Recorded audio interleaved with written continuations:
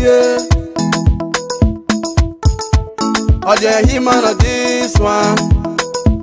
Hey, still on the beat. Kemi, nigga mama daima oh. Kemi, nigga mama daima. Siya mama bobia, egise keni maje. Siya mama bota, egise keni maje. Siya mama bason, egise keni maje.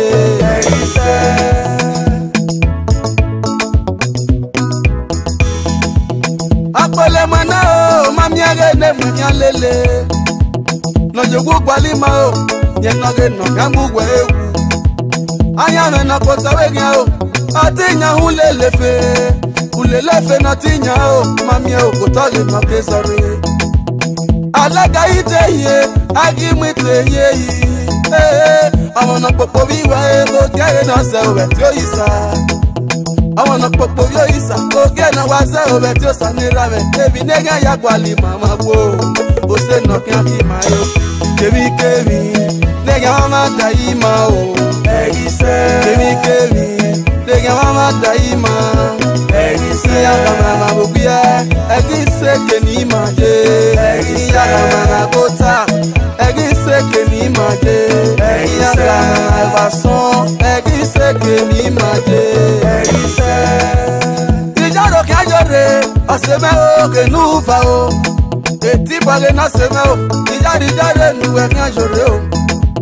Tipa etos, ke no roe France, eliyaga e brother na na fiaye. Wegi fianye kwe, etipa ge ni mekana. Egizata toke o, egizata fianye kwe o. Ijare no ke nuwe kajore o. T-boy one of Shaga Nation, what's up, Baba? Abali la madori akpame kijiya, ijiya geni moso. Mama esoki range nije me ujaro kajore. Usanu wese ya mama mami tuwe kari eje. Etiba ge no uwe o, ije abweni tori akpame. Benu ya mujaniye, ije gumaze taniye fua. Nunariye seba ama oje. Ijaro kanje oje. Kemi, nigga mama daima o. Kemi, nigga mama daima. Siya mama bobia, egise keni maje. Siya mama bota, egise keni maje. Siya mama bason, egise keni maje. Dama o baba o, ko samenge ndera me. Destiny etos, iyari jare kenu gajore o. AKA Destiny West, one of France, what baba. Oh, sana yo sadi nakina, ijaro kianjo. Etipo ena to negere, abweni jode kwa menuwe. Tama o baba nuga fio bagweria o. Uko salopane, uka eva pan. Uko salopane, uka eva son. Na da tu kianye o, daddy. Uka sopa, igwenu ketwa bokhane. Kwenaga o ekwe, baby ke nasunu baterio. Kwenaga o ekwe, usanga bonyo, mama. Evangelist Destiny West, those swato. Eti banamo, obweri tori mama kiwe. Osamu jame, those. One of them ni ijaro kanjore o. Eti boy na gene fenye kwe, obeni tori mama kiwe. Osamu jame edos emi kan one of them ni. Osamu jame o kenomo ijare o genuwe kanjore o. Na bobo baba o, wa ki yo ba wa se gbe mefo.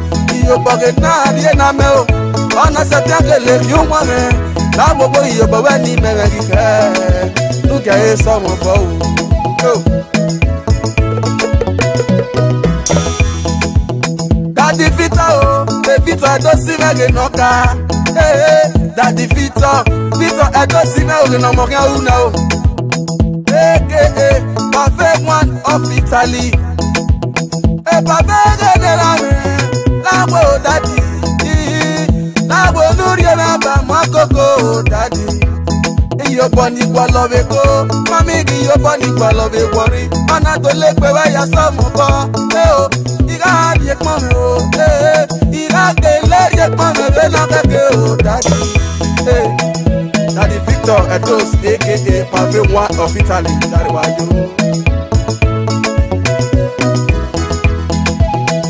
Igi sati miawe alagosa na ke noka.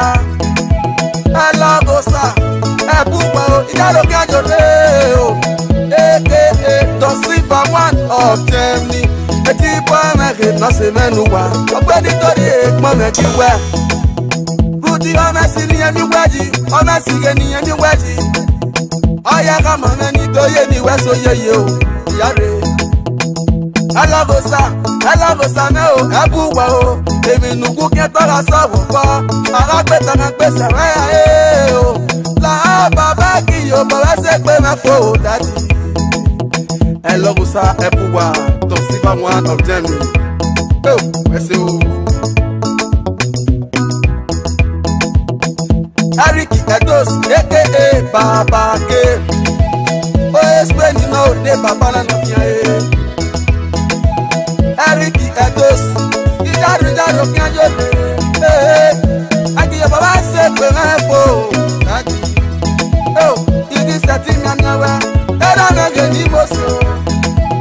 Daddy Pedro aka Opa 1 of Second Nation based in Italy. Waso Baba. Petit boy again, fianya petit boy 1 of Second Nation. Ogbeni to dey pon me ki we. Opa 1 of Second Nation. Daddy, but they member mo koko. Ijaro kanjo re o. Igi sati miawe. Ola ka di boss o. Ola ka di boss ijare ge we kanjo re o. AKA the Enoke 1 of Sicily. Waso Baba. Ola di paso, ukia ba son. Ara peta na pesa wa yo. Ola di paso. Baba eye ba kene we, e oni de me ba mo koko baba. Wa so jare wa yo baba o. Igi sati miamia we Mrs. Ola ka me oge nije. Oh Sicily, mami, na fia e okore. Jare, uwe senu na go baba to lo waji. Mrs. Ola ka me oge nije me o. Eti boy we na uwe doje. Tama o, lucky me no ka o. Lucky adeli kia, aka Lucky Peace.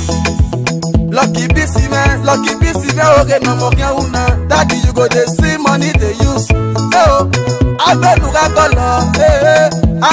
kolo go saje were ne o Lucky Peace. Eti boy re na se me. Ogbeni to you wa yare. Para ya mama wa igo ma o ma wese. Kemi nega mama daima o. Kemi nega mama daima. Ya mama bobia. Egise keni maje.